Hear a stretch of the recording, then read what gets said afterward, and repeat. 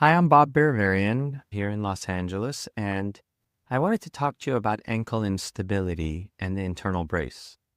So, a lot of patients come into us, and one of the areas that I'm super passionate about from a sports medicine standpoint is chronic ankle instability. So, this is differentiated from a patient who has an ankle sprain and has ankle instability because 70 to 80% of patients who have an ankle sprain don't need any form of surgery. That other 20 to 30% have what's called chronic ankle instability. They've had a long standing period of ankle instability where their ankle gives out on them or seems to turn or twist on them commonly. And this is basically because the ligaments on the outside of the ankle are loose and allow the ankle to rotate or tear. And the ligaments are there, but they've just been stretched out.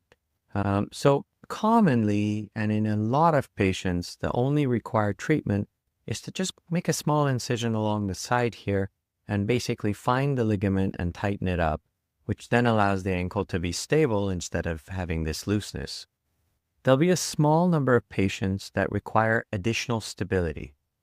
They either don't have a great quality ligament, or they need to get back to activity very quickly, or they have a elite athlete level where they need some added stability and protection, where not only will we go in and repair the ligaments and sew them back together, but we put a small strand of fiber attached to two anchors into the two bones, and this adds a second layer of protection in the repaired tissue to allow the repaired tissue to become stronger.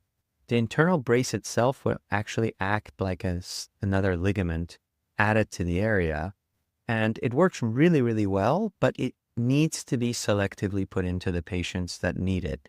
One, because it requires extra work and can cause damage. Two, because you can over-tighten the ankle, making it not move as the way it should.